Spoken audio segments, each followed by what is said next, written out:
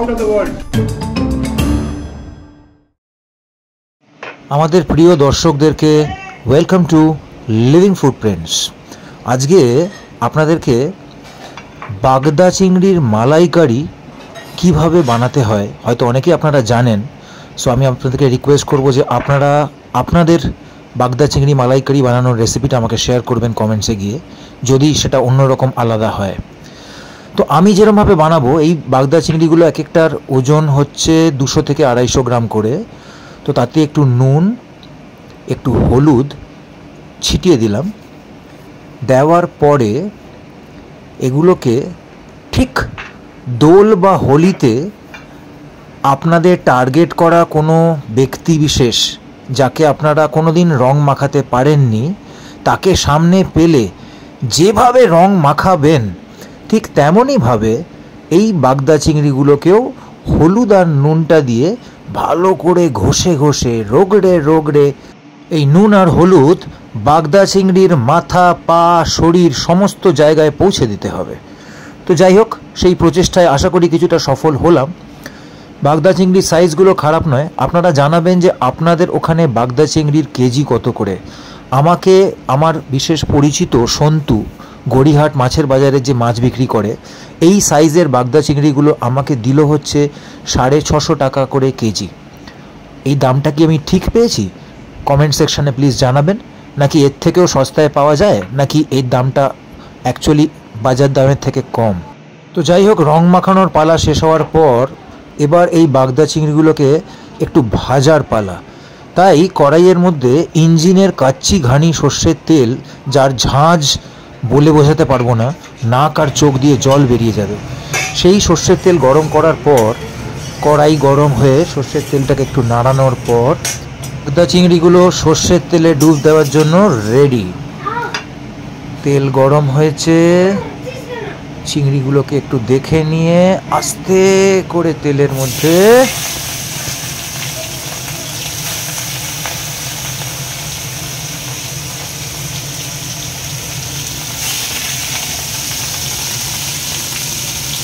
আপনারা হয়তো ভাববেন দুটো কড়াইতে দুরকমভাবে চিংড়ি ভাজা হচ্ছে কেন। এটার কারণটা বলি। যেখানে দেখছেন যে এই দুটো চিংড়ি রয়েছে, এটা একটু ঝাল প্রিপারেশন হবে, আর বাঁদিকের কড়াইটায় যে চিংড়িটা ভাজা হচ্ছে সেটা রবের জন্য প্রিপেয়ার করা হচ্ছে ঝাল কম দিয়ে, বিকজ ও ঝাল অতটা খেতে পারে না। চিংড়ি যখন তেলে ভাজা হয় তখন এটা এত সুন্দর গন্ধ বেরোয় না, চারিদিকটা পুরো গন্ধে মো মো করে, চিংড়ি ভাজার গন্ধ।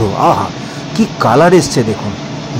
চিংড়ি ভাজা হয়ে গেছে, এবার মালাইকারি রান্নার প্রস্তুতি শুরু। সো চিংড়ি, এটা কিন্তু বাগদা, গলদা নয়, ভাজা কমপ্লিট এবং কি সুন্দর কালার এসছে দেখুন। বাগদা চিংড়ির মালাইকারি তৈরি হবে এখন। আর তার জন্য এখানে রয়েছে, এটা তো দেখতে পাচ্ছি তেজপাতা, তার নিচে দারচিনি, এলাচ, দারচিনি, ওকে। এখানে কাঁচা লঙ্কা চেরা, ওকে, দিস ইজ নাইস। পেঁয়াজ পেস্ট, এটা পেঁয়াজ পেস্ট, আর এখানে আছে টমেটো, আদা, জিরে আর একটু লঙ্কা গুঁড়ো পেস্ট। টমেটো, আদা, জিরে আর লঙ্কার গুঁড়ো পেস্ট। সেই পেস্টটা আমরা শিল বাটাতে করা হয়েছে, আপনারা চাইলে মিক্সিতেও করতে পারবেন। এবার চিংড়ি মাছের মালাইকারি, মানে বাগদা চিংড়ির মালাইকারি তৈরির প্রসেস শুরু হতে চলল। এখানে ওই তেলটা যেটাতে চিংড়ি মাছটা ভাজা হয়েছিল, সেই চিংড়ি মাছ ভাজা তেলটার মধ্যেই তেজপাতা, ওই এলাচ, দারচিনি এগুলো দিয়ে দেওয়া হলো।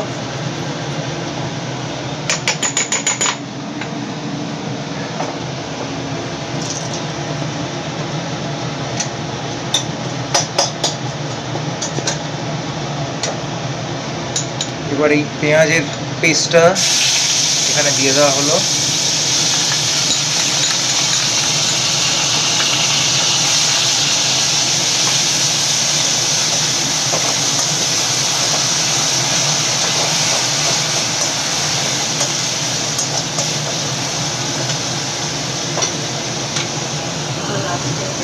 সো এবার এখানে একটা অন্য ইনগ্রেডিয়েন্টস চলে এসেছে দেখছি। এটা কি? নারকোলের পেস্ট। অনেকে নারকোলের দুধও দেয়, আমি আবার নারকোল বাটাটা দিতে প্রেফার করি। এটা শিলে বাটা। ওকে, শিলে বাটা নারকোল। আমার মনে হয় নারকোলের দুধ দেওয়ার থেকে এইটা দিলে মনে হয় একটু ঠিক থকথকে হয় গ্রেভিটা ব্যাপারটা। থকথকে হ্যাঁ। ঠিক হবে। ওকে, টেক্সচারটা অনেক বেটার আসবে। ঠিক খেতে চাইলে নারকোল বাটা, আর যদি একটু হালকা খেতে চান তাহলে দুধটা। ওকে, এবার এই মিক্সচারটা, মশলার মিক্সচারটা চলে গেল।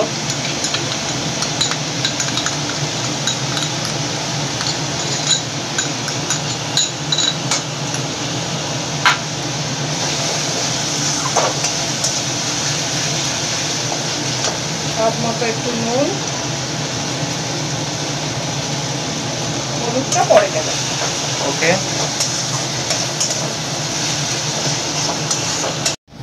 সো অনেকক্ষণ ধরে কষার পর একটু তেল ছাড়ছে, তেলটা ছেড়ে দিয়েছে। এখন খুব সামান্য একটু হলুদ দেবো, বেশি দেবো না, মাছটা ভাজার সময় দেওয়া ছিল। খুব সামান্য একটু হলুদ দিয়ে আবার একটু নেড়ে নারকোল বাটাটা কিন্তু এখনো রয়েছে, ওটা দেওয়া বাকি, আর কাঁচা লঙ্কাটাও। কাঁচা লঙ্কাটা এনে চিংড়ি আর ইলিশ দুটোই বাঙালিদের একটা দুর্বলতা, একটা উইকনেস। যখন এরম ধরনের লোভনীয় পদ রান্না হয়, এবং আরও দুঃখের ব্যাপার হচ্ছে সেই রান্না যখন কেউ ভিডিওতে ক্যাপচার করে, তার পক্ষে কতটা চাপ হয়ে যায় বলুন। মানে জিভে জল চলে আসছে, মনে হচ্ছে এক্ষুনি এখানে কাঁচাই খেয়ে নিই। বলুন আপনারা আমার সাথে একমত কিনা? এবার একটু গরম জল দিচ্ছি, বাটিটা ধুয়ে। জল কিন্তু গরম করে দেবে মাইক্রোওয়েভে।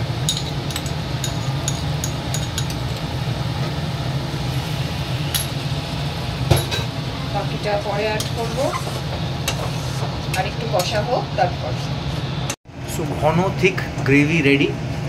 এবার এই গ্রেভিতে এই বড় বড় বাগদাগুলোকে অ্যাড করার টাইম এসে গেছে।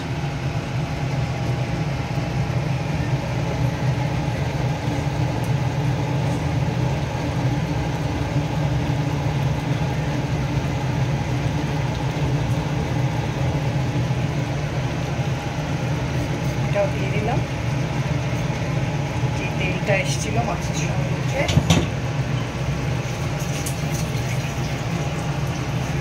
কালারটা দারুণ এসছে না? এবার গরম জল দিয়ে দিচ্ছি, যতটা ঝোল রাখতে চাইবেন সেই বুঝে। জেনারেলি মালাইকারি একটু থিক ঘন খেতেই ভালো লাগে, সুতরাং এটাকে বেশি পাতলা না করে একটু মাখো মাখো রাখলে জিনিসটা বেটার হবে।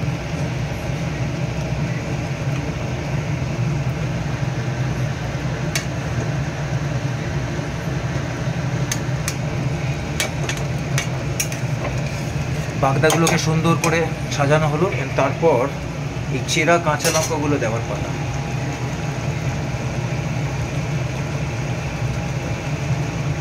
ফ্যান্টাস্টিক।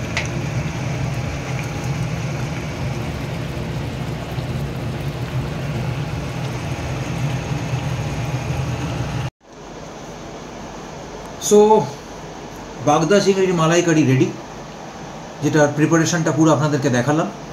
সো আপনাদের মধ্যে যারা যারা এই গরম, বাইরে 41 ডিগ্রি টেম্পারেচার, মানে থাকা যাচ্ছে না, সেই গরমের মধ্যে যদি হালকা খেয়ে সুন্দরভাবে রোববারের দুপুরে একটা ভাত ঘুম দিতে চান, তার জন্য এই প্রিপারেশনটা ফলো করতে পারেন, যেটা আজকে আপনাদেরকে শেয়ার করলাম।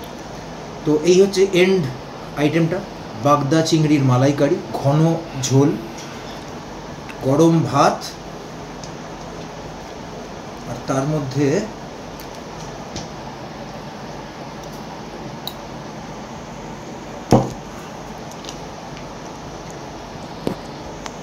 গায়ে ভালো রকম মশলা ঢুকেছে। বাগদা চিংড়ির মালাইকারি,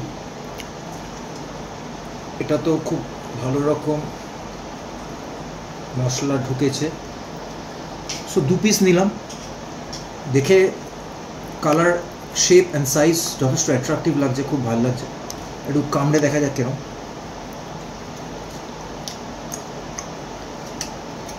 অত্যন্ত মিষ্টি মাছ। গলদা আর বাগদার মধ্যে ডিফারেন্স হচ্ছে, বাগদাতে মাছের পোর্শনটা অনেক বেশি থাকে, নিট থাকে, আর গলদাতে মুড়ো বা অন্যান্য জিনিস অনেকটা বেরিয়ে যায়। সো বাগদা চিংড়ির মালাইকারি ইজ ভেরি টেস্টি, অ্যান্ড মাছের কোয়ালিটিটাও খুবই ভালো, দেখুন একদম সাদা ধবধবে দুধের মতো মিল্কি হোয়াইট প্রন। সো খাওয়াটা এনজয় করি, আপনারাও আপনাদের লাঞ্চ এনজয় করুন। See you soon, bye by.